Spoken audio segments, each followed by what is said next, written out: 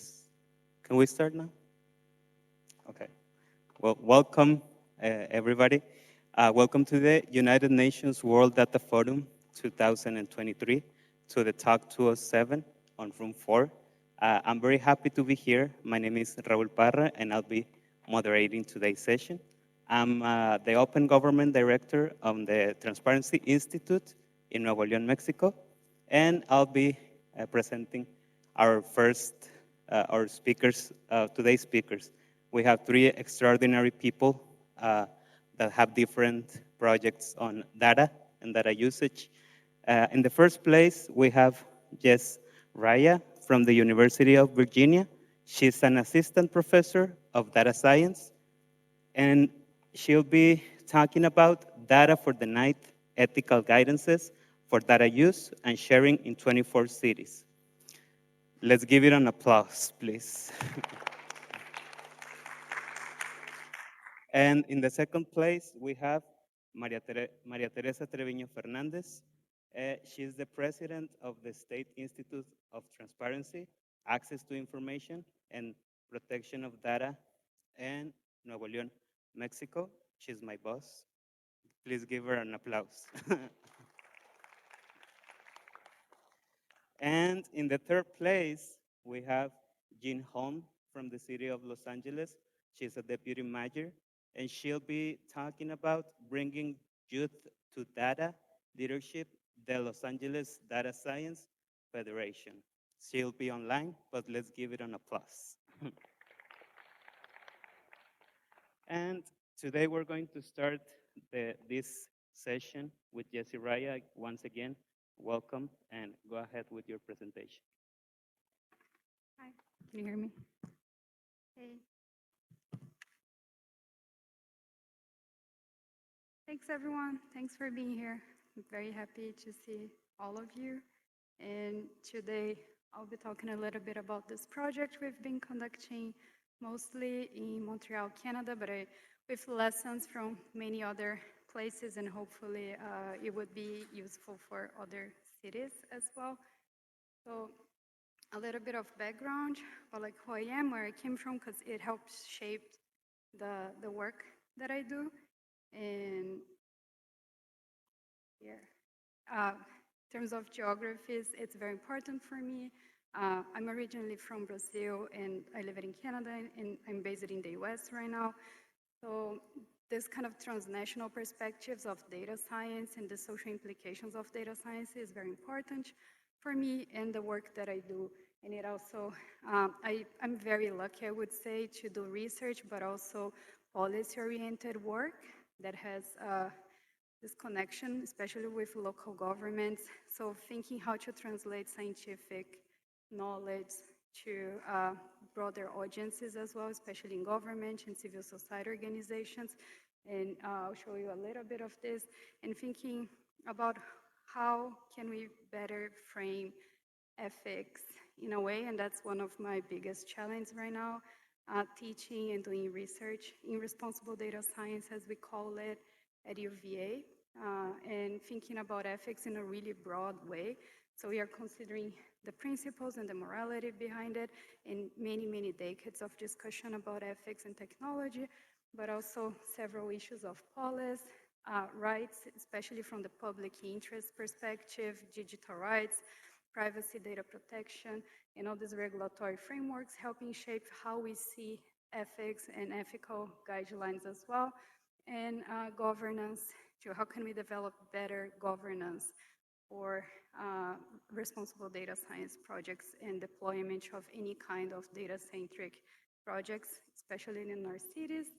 And we see data science in a way that combines what we call value, the human components, the social components of it, combined with technical creative skills as well.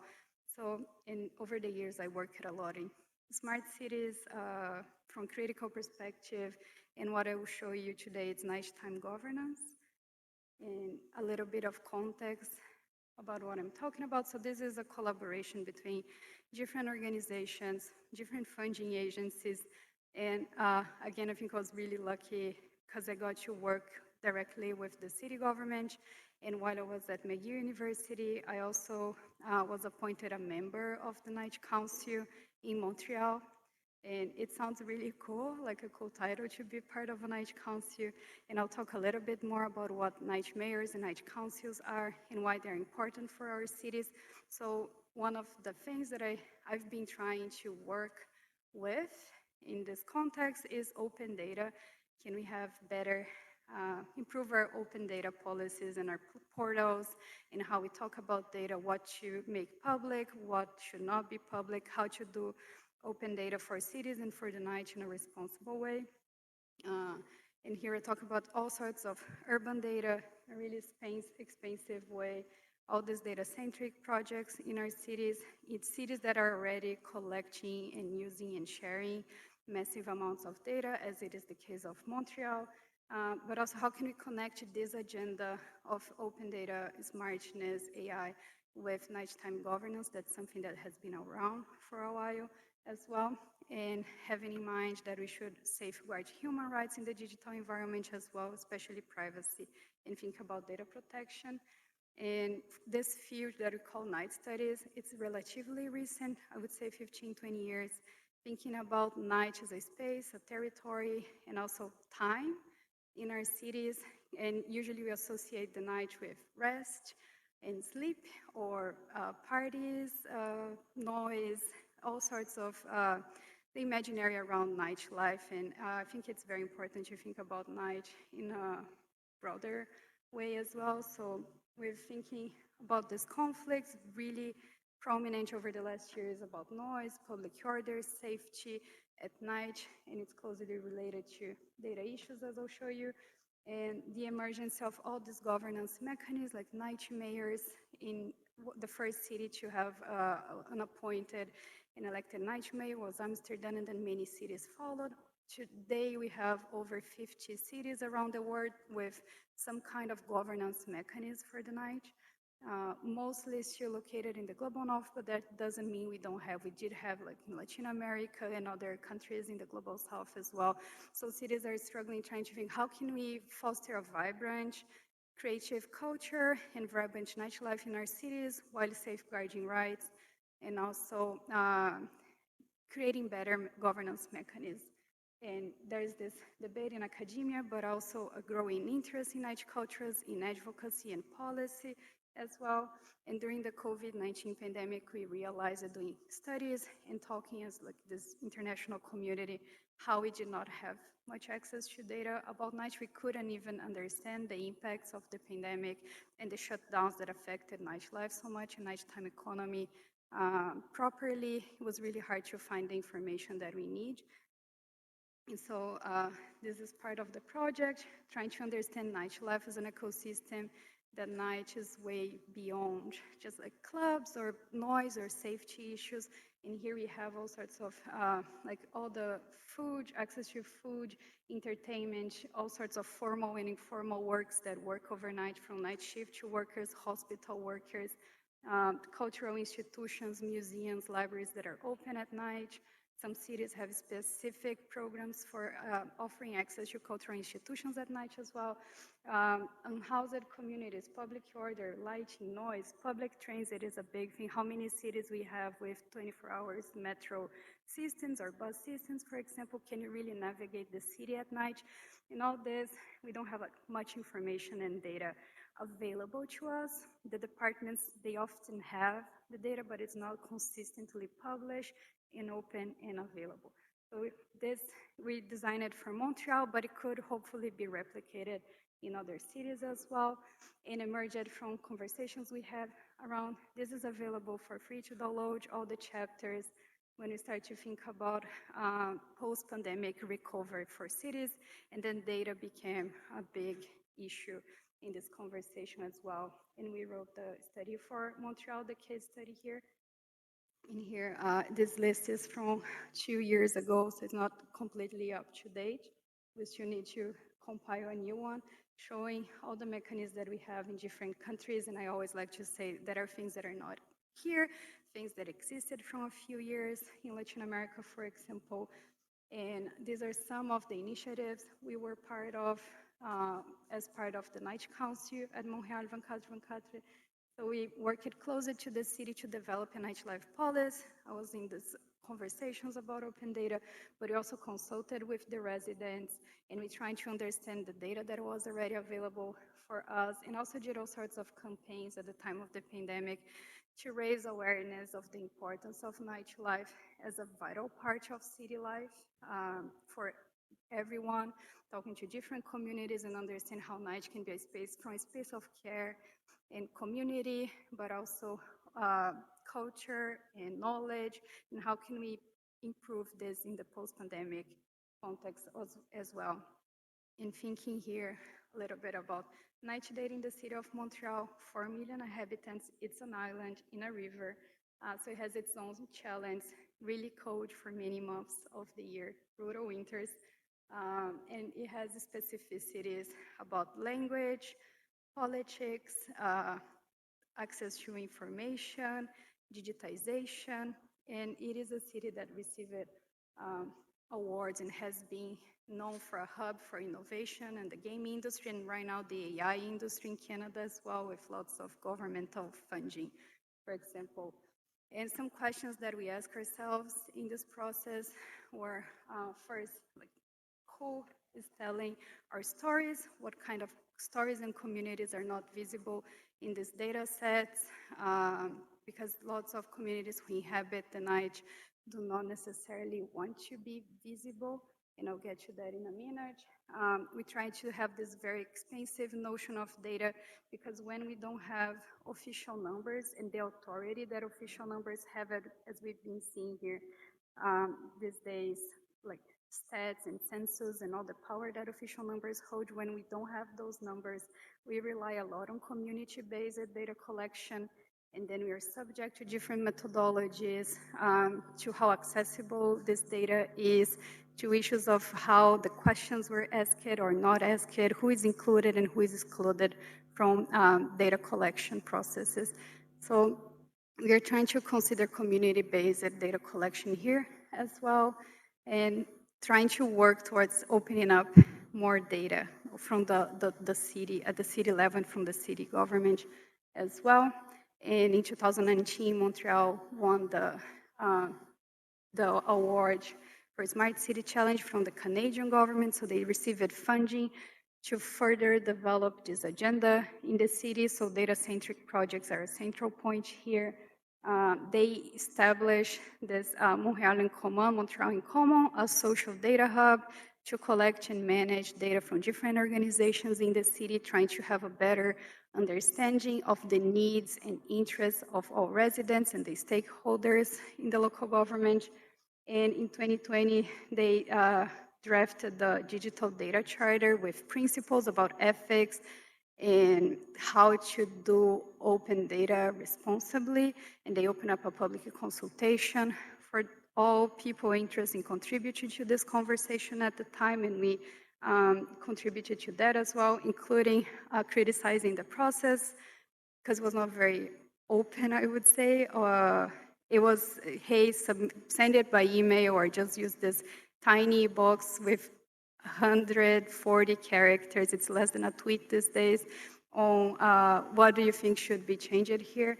And several stakeholders prepare like more length contributions on how we could advance ethics and responsibility for open data in the city. So we do have a framework for this discussion at the time, and we do have an innovation lab, but these things, as we see, we have all this data, and all the nights are still kind of invisible in the data sets that we have, and this, we need to keep in mind that all these solutions focus on big data, they might cause more harm than improve people's livelihoods, and this is something that in our school we've been trying to think about critically often on how can we have innovation and openness balanced with privacy and responsibility at the same time. So we found several challenges when trying to have this conversation, and many times we sat down with different departments in the city government, from the public transit agency to the police department, economic development. It was basically knocking on people's door virtually at the time to say like, hey, what kind of data sets do you have and can we make them available? Because there's a huge demand for understanding the city at night.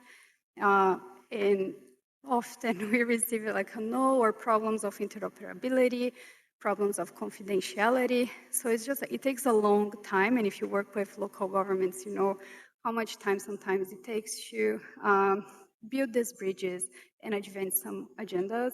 And also we have all these communities that not necessarily want to be there. It's a city with historical inequalities as well. And even the regulatory frameworks are not necessarily clear. We have plenty of gray areas in there as well. And there's no one size fits all solution. So we were really trying to understand the specific challenge for the city and seeing like what can become potentially a best practice in there.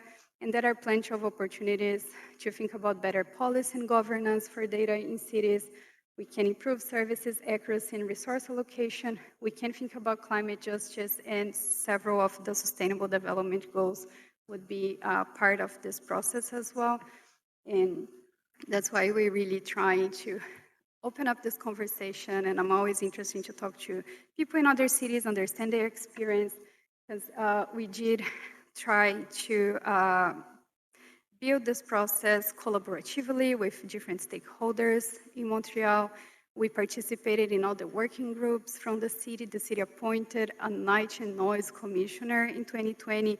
And so we have this very intensive, several months long process of consulting specialists, talking to different groups, talking to the residents, and trying to understand what do you need for the nightlife to be better in Montreal, and the obvious came up like better public transit options that run overnight because people who live far away from the city center cannot access museums or cinemas or services, hospitals at night as well. So like having a more robust, consistent public transit, but also cultural options and things that are not only located in specific areas of the city.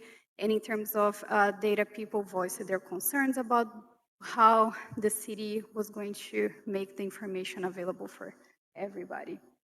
And when we decided to request a data inventory about what do the city have about night, they just sent us, this is a one-page PDF, and if you work with data, you would see like, this is not like machine readable, this is not open, we have to request, and some they are like in the inventory, but will not share with us. So we've been like facing several difficulties in this process to even get the data, and you can imagine our frustration when you got a one-page PDF with the data sets and what they're supposed to be. And since then, we've been mapping all the open data portals, federal level, province level, and city level to understand what is available, what are the gaps, how can we improve that, and listen to the affected communities, how they would like to see data governance being made in this process, ensure that no harmful technology is deployed, especially now that we talk so much about facial recognition technology at night in surveillance and safety in certain spaces. So that was another issue that people raised. And how can we make this data available, accessible, and reusable in a responsible and timely way, also integrating with the knowledge that the community already have collected in terms of data. And when we did this report commissioned by the city government, trying to understand the nightlife in the city, and especially because they want to fund and support all sorts of initiatives that not necessarily had the permits and license because they cost a lot of money. And the city, on the one hand, they really wanted to support different initiatives in the city. And on the other hand, all these communities were really suspicious and thinking like, we don't know if you want to be included or visible. So in terms of ethics on how people want to be represented, it's very important too. And then we had to find ways to show the city government more or less the areas in the city and the needs and the requests without pinpointing places that might be irregularly operating. So trying to find this balance and listening to the communities, it will look different in different places. And then so we've been learning a lot in this process, about like how to implement this in a responsible way, what kind of ethical guidances we should use, going back to the first framework of responsible data science. So really trying to look at all these different aspects of responsible governance, and hopefully like the lessons we learn we can share. And if you work with this, we would love to listen to your experiences in your city, work together. And there's like a really nice international community of people working night and with data nowadays. So we would like to connect and happy to answer to any questions you might have. And if you want to participate in this project, listen more about the Montreal case, or if your city is working with this and you have lessons that could be helpful and useful for us as well, that would be great in talking about open data in this 24-hour cycle. I'm more than happy to connect with you and all in here. Thank you very much. Let's give it applause to Jesse Raya from the University of Virginia. And unfortunately, we don't have that much of a time for this session because we have 3 speakers, and all of the 3 are using all of the time. But the next one, the next speaker will be Maria Teresa Treviño Fernandez. She is the president of the State Institute of Transparency, Access to Information, and Data Protection in Nuevo León, Mexico. And before her presentation, we're going to show you a small video so that you learn about the initiative Datos Abiertos Nuevo León. Can we play the video, please?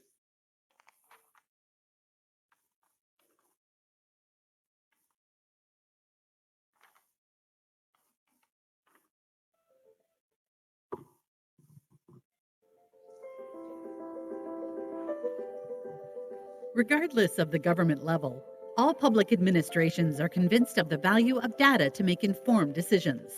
Data sharing helps communities to move forward. The new information and communication technologies have expanded governments and governors' possibilities to perform their tasks for the benefit of the population. This forces us to reinvent the traditional model of public administration and adopt best practices to meet social needs. Because of that, Info Nuevo León and the municipalities of Apodaca, Garcia, General Escobedo, Guadalupe, Juarez, Monterrey, Santa Catarina, San Nicolas de la Garza, and Santiago decided to join forces to provide people a tool to access and analyze public information and open data in a more understandable way. Datos Abiertos Nuevo León is a platform for sharing and analyzing data that can provide important support for evidence-based policymaking. This tool helps governments improve their efficiency and increase citizen engagement. It also has participation mechanisms to select topics for publication. The advantages of the platform are increased transparency through better communication. Engage your community by giving them access to valuable information. Reuse data to add value and create efficient public services. Eliminate IT team dependencies and enable data sharing and reuse by all members of the government team. Comply with public and open government data regulations. This platform impacts all aspects of the data sharing process with the use of maps, visualization tools, indicator dashboards. We strive to provide people with useful data for solving social problems. In this way, we aim to influence the design of global governance through actions at the local level. Consult, download, and share. DatosAbiertosNL.com.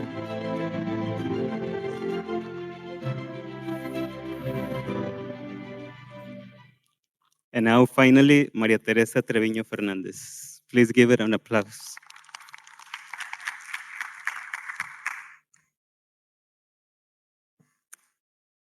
Hello, everyone.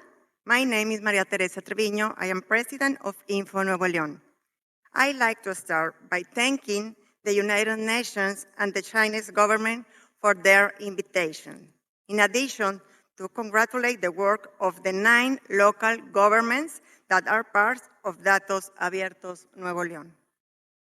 Apodaca, Garcia, Escobedo, Guadalupe, Juárez, Monterrey, San Nicolás de los Garza, Santa Catarina, y Santiago. We signed a voluntary declaration to make this project a reality, to promote open data in Nuevo León. I want to also thank all the institutions that have helped our project in different ways. How was Datos Abiertos Nuevo León born? Well, from people's information needs. Many times we see open data as something technical, but in reality it has to do with people. Our problems are giving us tools to solve them. That's why Info Nuevo León works in the promotion of effective and transparent institutions and establishing inclusive partnerships at the local level, impacting Sustainable Development Goals 16 and 17, as you can see. As I mentioned before, Datos Abiertos Nuevo León is a collaborative platform between Info Nuevo León and 9 local governments. Our intention is to create open data to have an impact in people's lives. This through an opening circle. Deciding data relevance, analyzing, co-creating, publishing, and broadcasting. In this image, you can see the data set that we publish in Datos Abiertos Nuevo León, like a garbage recollection routes, car accident index, public safety models, public parks, municipal social centers, cultural and sports centers, and water supply locations. Now, I want to share that the information in Datos Abiertos Nuevo León can be used to identify and contact municipal services, analyze the quality of public services, and redesign municipal policies based on data. I would like to point out that the platform has datasets that you can download and online tools to create charts and graphs. Another great feature are the maps that help people make everyday decisions, as you can see.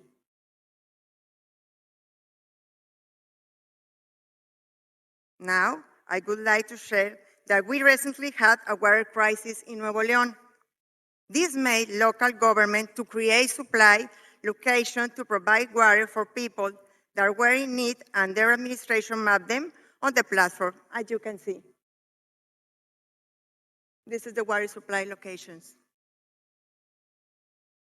At the moment, Datos Abiertos Nuevo León have 66 datasets and more than 2,000 downloads. And now, I want to show you the public survey that implemented for the initiative. The principal topics that people want to know are economic and commercial, environmental, social, and legal. In Info Nuevo León, we have an event called Data Week Nuevo León, a collaborative space for participation, exchange for knowledge among experts, civil society, and public service, learn and use open data for social benefits. How we made it. On Info Nuevo León, we promote partnerships with key institutions to try local governments on open data best practices. We like to join effort to accomplish our institution objectives, a task that requires additional support. In Mexico, INAIT is the national level, and Info Nuevo León is at local level. There are autonomous transparency institutions that work on open data and open government. This is INAIT, and this is Info Nuevo León. Both we have that all promote open data policies. In Nuevo León, we have another initiatives to, for example, Infraestructura abierta that consists on published open data information related to public work projects, and Transparencia ante la contingencia, this platform that shows Nuevo León's public spending by COVID in open data formats. As you can see on the screen, there are several Nuevo León's public institutions working on both initiatives. We also received support from civil society, national and international organizations. I would like to thank the more than 50 institutions that have been working with Info Nuevo León on different open data on open government initiatives.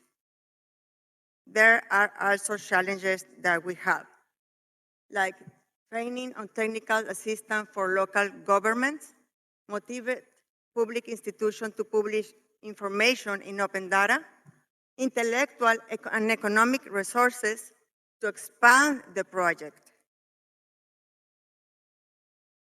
And now I would like to share some of things that we are working on Datos Abiertos Nuevo León.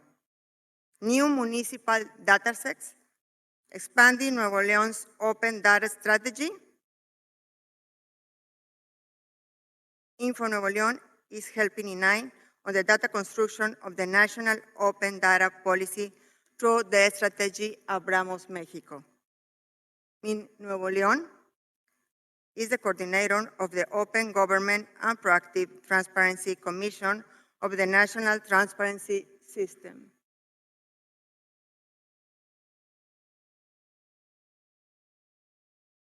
I want to invite you to know the public policy Abramos México. Also, I would like to say that Info Nuevo León will continue promoting open data aligned with the Sustainable Development Goals, focus on reducing inequalities to promote Nuevo León's sustainable development. Finally, I would like to close with a quote. We must move beyond data about for citizens and actively promote data with a by citizens. Thank you very much. Gracias.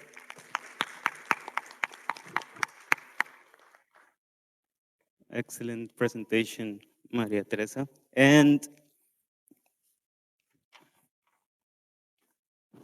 now, I would like to introduce our next extraordinary speaker as well as the two that have followed us. She's online from Los Angeles City. Her name is Jean Holm from this. She's the City of Los Angeles Deputy Mayor, and she will be talking about bringing youth to data leadership, the Los Angeles Data Science Federation. I don't know if we have her already online so that we can see her on the screen. On the meantime, I would like to tell you that we're going to have a Q&A session at the end of Janine's presentation. Can you hear us, Jean? I can hear you just fine. Thank you very much. Excellent. So let's give it an applause to Jane.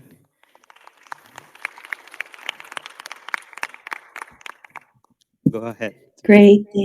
Thank you so much, and really appreciate being able to join you virtually today. So ni hao, everyone. And I wish I was there with you, but I am unfortunately here in Los Angeles.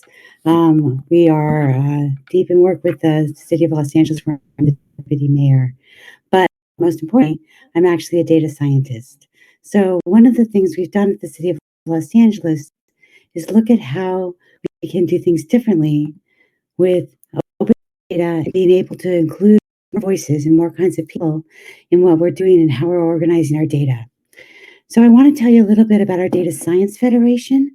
This is a way in which we get university students from 18 different universities and colleges, as well as the professors involved in doing real-time data work at the city and helping to have voice in how their city is run.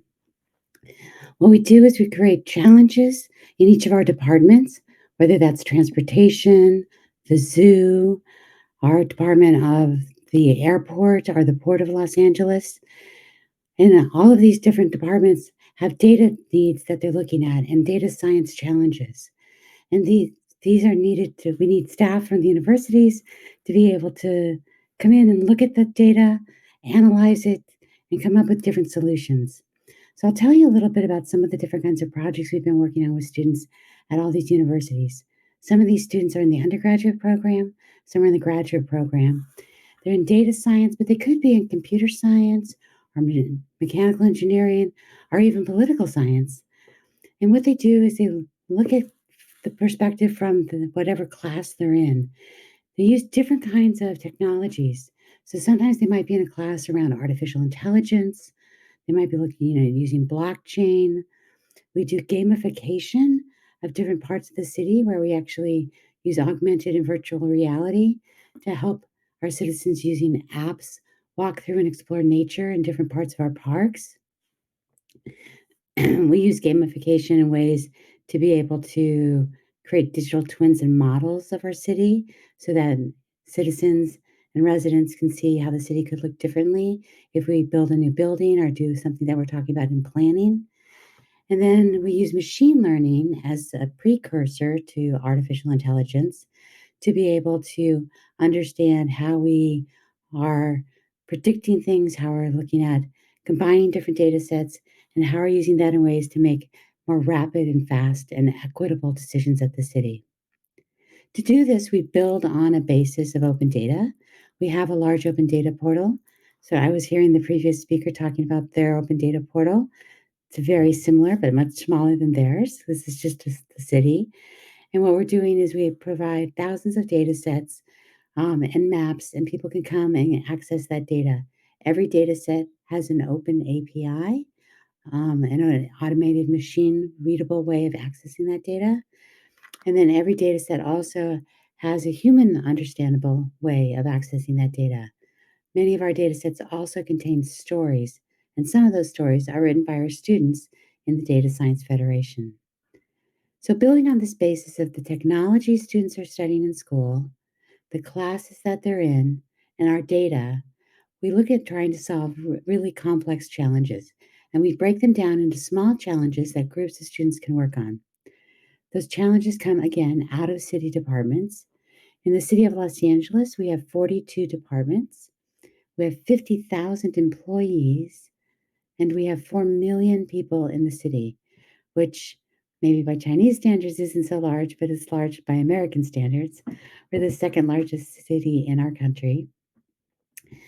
And we ask these students and their professors to look at how we're managing the city government, programs in the city, and how we're performing in a way to be able to unveil and reveal different ways in which we're actually operating.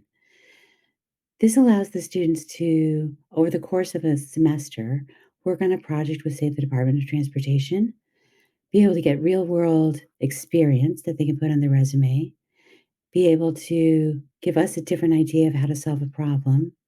And importantly for us, because we're always looking to hire people, we end up hiring about 20% of the students who work on this program end up getting jobs at the city later because they've just realized what an impact they can have working in government that they didn't realize before. So there's 3 programs that we do with this. One is called the Data Angels, which is for people who are already working as data scientists to come in and for 1 or 2 months be able to do a program. And then the other one is the Data Science Federation. Federation allows us to be able to reach to students at universities. This program here is funded by our National Science Foundation. So that's one of our federal agencies. They fund local students to do some of this research. And the recent students were doing research on issues around gender equality, recovery from long-term COVID, and some of the other work around our LA River, which normally is quite dry, but we had this year. We're very grateful. And as a result, we have a lot of work going around the LA River. The Angels are older career professionals with our students from the Data Science Federation, and they work on a variety of projects. In addition to the ones I mentioned just now, they're also working on working on projects around equity. So our Angelina card is a way that people can sign on with one account to over 140 city services. We can end up getting information about them that helps us to recommend what services might be useful to them. They may qualify for another that they just don't know about. If they're checking out books from the library, they may want to know about a talk by the author of some of the books that they're checking out. And so the Angelino card allows them to share this data in ways that give them better access to information. In this slide, you can see a few of the different things we do with some of our younger students and that we do for our younger students.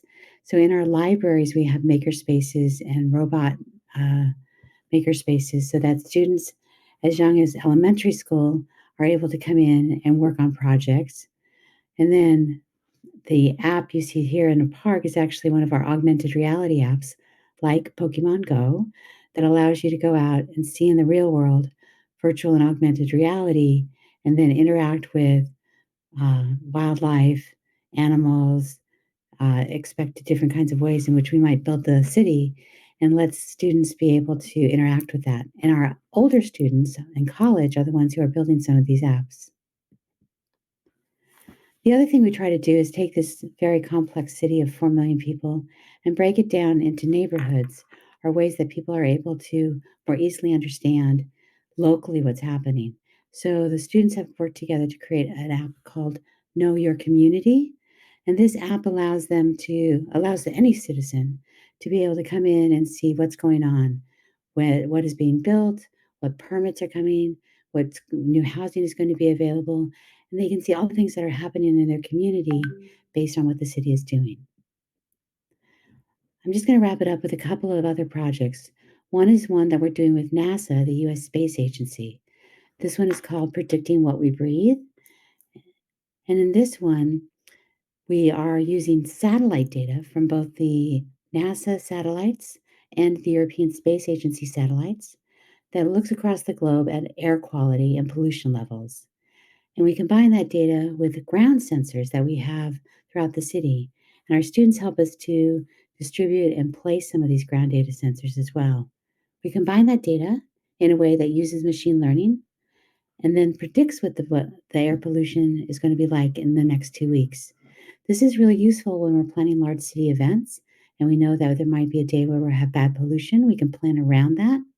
Or when we want to get that information to healthcare companies who can then pass it on to the people who subscribe to that healthcare, to the doctor's patients, in order to make sure that everything is going to be safe for them as they move around the city. Some of the work that we're doing also includes traffic safety and working with making sure that our intersections are safe for people crossing.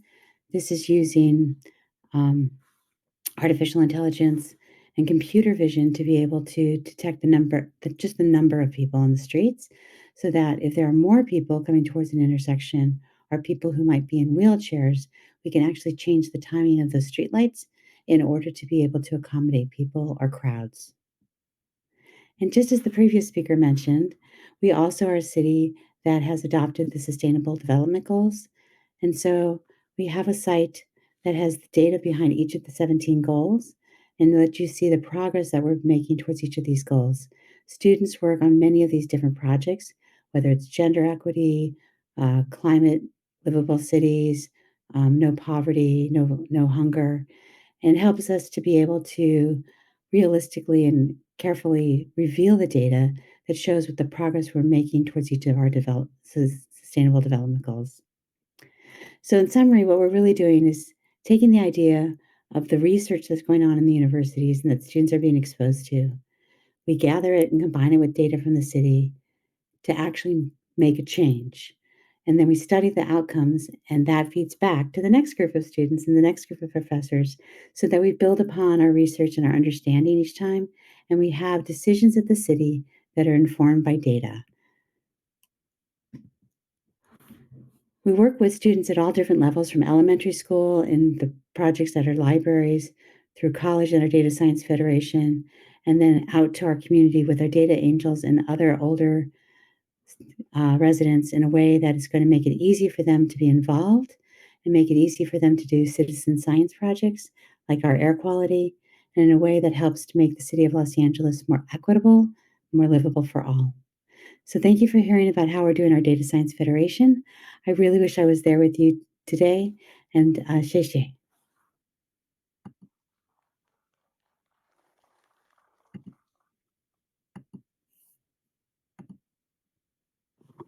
Thank you so much to Jean Holm. And well, thank you for the excellent um, presentations of today. Today we have Janine from Los Angeles. We have Maria Teresa Treviño from Info Nuevo León, and Jess Raya from the University of Virginia. And if any of you have any comments or questions about the presentation, now will be the time. Or if the speakers have something else to say or they want to share something else to or add something to their presentation, now will be a good time. So I don't know if Jesse, or do you have some questions or comments on the projects?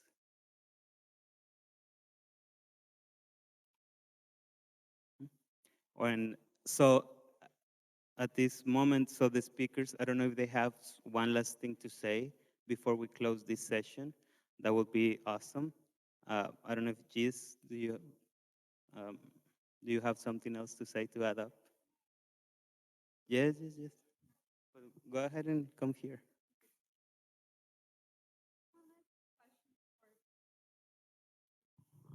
Because, yeah, thanks so much for both presentations. Like, we are coming from academia and the advocacy side, and it's really nice to see how it connects to the work you all are doing. Would love to hear a little bit more if you have like any idea of like how niche, the urban niche plays in that, because I saw the water resource and so many other things. Like, if you ever encountered this in the work that you do in the portal, I would love to hear more. And for Ginny, thanks again. And being in data science, I would love to hear more about how you developed this project, because we are still a school that focus a lot on industry, and we are trying to build these bridges with local governments as well. So I would love to know like your experience bringing the students and professors to the local government, what you found like more challenging in this process, and because overall it seems like a very successful partnership. So yeah, curiosity from someone in a school of data science as well, that we are trying to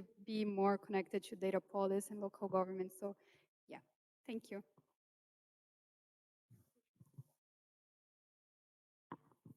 Well, I would like to answer on behalf of Datos Abiertos Nuevo León, the presentation that my boss just made. And well, this was an effort, a very big effort that started like 3 years ago, more or less. And the good thing about this project is that they are local governments working on opening data sets, no? And the challenges that we have is that the information is not in open data formats, and we have to start from zero to generate some of the information. So that is one of the challenges that we have. And the other one is to promote to more institutions, because right now it's a voluntary effort. Even though we have by law, the institution that we represent has by law the, the task to promote this open data and open government task. Uh, right now, it's not.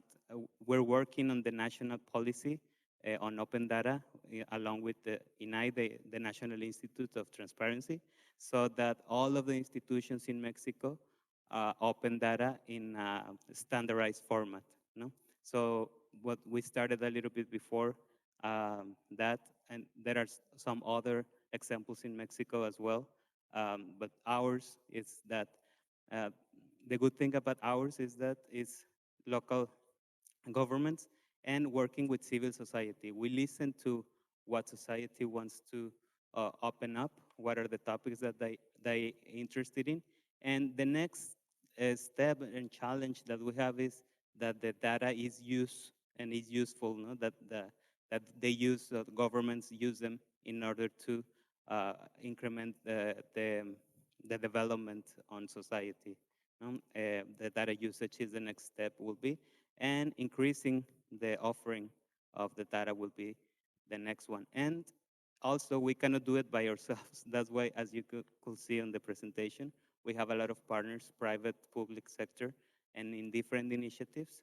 Uh, so that is a recognition that is a teamwork. Opening information and open government, it's a participative, and it has to be a collaborative way, so that we open information that is useful, not just for opening, but that actually can be used for and can be useful for society and for the governments in order to increment the benefits, or increment social benefits in the end. So I will say about that.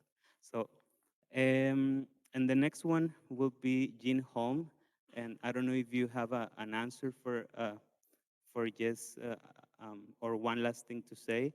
You are online, I think. You will be able to respond. Yes, thank you so much. Great question about what are the challenges. The easy thing is that the students are very excited and the departments are very excited to get the Can students we to show work on her this work. on the screen, please? I'm sorry, Jean. That's okay. Oh, go ahead. The other thing that's a challenge is that the students are only going to have 10 or 12 weeks in class to work on each project or each section of the project. And so trying to take a complex problem from a department and make it small enough that the students are going to be able to be successful in 10 weeks can sometimes be a challenge. So sometimes we take one project and break it up across several groups of students at the same time, or the students make it a year-long project as part of a capstone or graduation project. So that's the challenge, is trying to take what's really complex data science and make it easy to um, monitor and easy to work through during the school system. The other thing is that departments get very excited about this and they don't want to wait. So when the department first comes up with the idea and we help them organize it, they want the students to work right away. But it may be that this is for a class that's going to begin in the spring or the winter. And so they have to wait a while because we need to make sure that it works within the academic school year as well. Thank you very much, Jean. So if you don't have anything else to add just to your project or any comments, we can close this session today. Thank you, Jess Raya from the University of Virginia, Maria Teresa Treviño Fernandez from Info Nuevo León, Mexico, and Jean Holm from the city of Los Angeles. And with this, we close TED 207 on the World Data Forum today. Thank you very much.